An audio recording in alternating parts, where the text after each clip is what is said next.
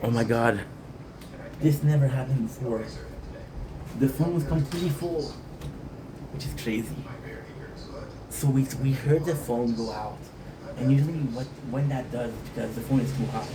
And I'm watching it and I'm like, holy shit, it's not too hot. So what happened? The storage was full. We had 130 milli 300 megabytes left. This video, like I said, is more so for the update on the gaming channel, which is kind of important. First of all, there's a couple of questions I want to answer. Why are we streaming less? With a job, I'm often not home. I'm streaming from the PS4, which is at home. So we're coming from a place where, I don't have access to my streaming material there. I release content that is from stream, but those are clips. If you want to see me live, it's a bit harder. Also, we have a lot of games that are on mobile. So what I do is I have two games that are mobile. So Gundam, first of all, and Silver and Blood.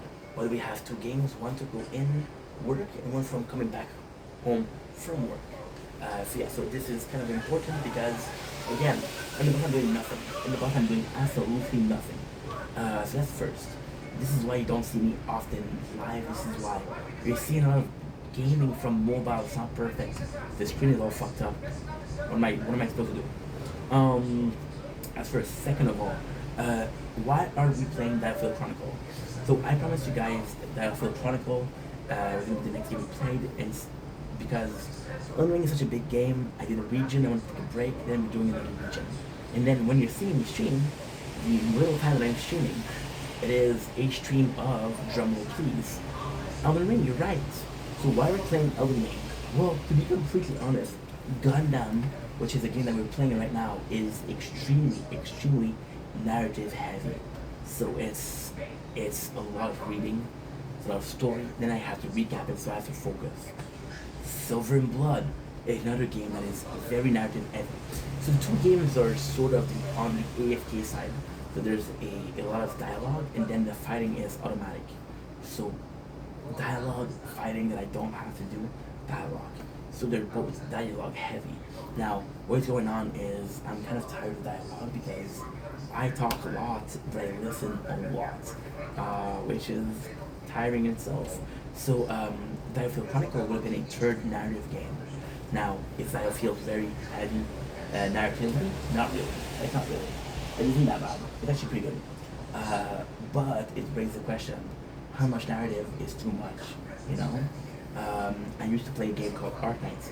And the biggest complaint about Arknights was we'd have events which had 9, 10 stages.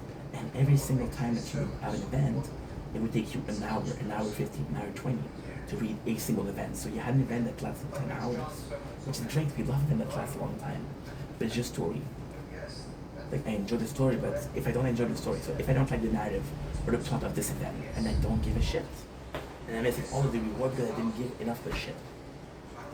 So we're back with Elden Ring. Elden Ring is very narrative core. So Elden Ring is kind of like a special case. There is a lot of narrative, but it's hidden. So you have a very summarized version of the narrative by playing a game. By finding bosses, they'll tell you the story of the game. You have your sidekick, which is Melina. She'll know the story of the lands, right? You'll fight bosses, and those bosses have lore. Now, the story of Elden Ring is in the items. You pick up an item and they tell you, okay, well, guess what? This is the weapon of a demigod when he has a fight against this person. Holy shit, those two fights, which is why your armies are at war. This is the fight we're talking about. Elden Ring being less narrative heavy, give me a little bit of a relaxation. There's also a couple of things. When I'm coming back from work, I'm a bit more tired.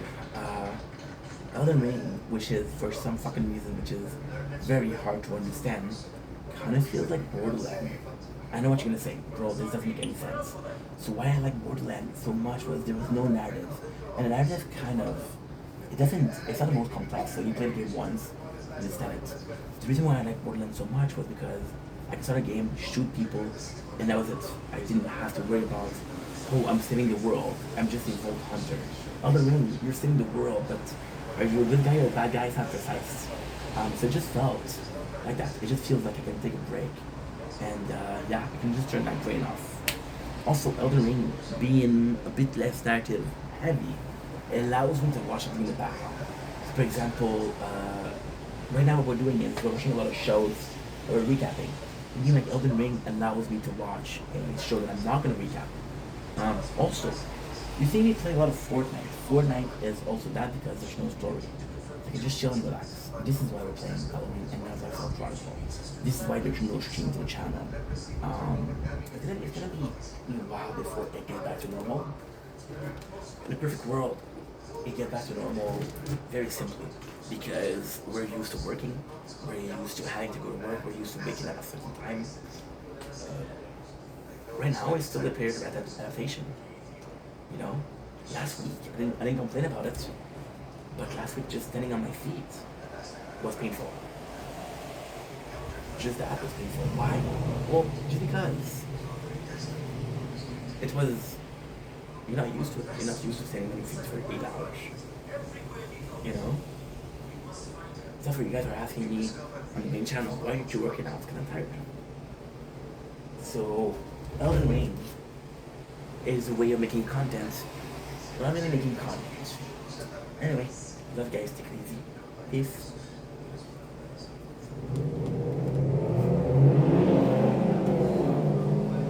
Okay. And we're done.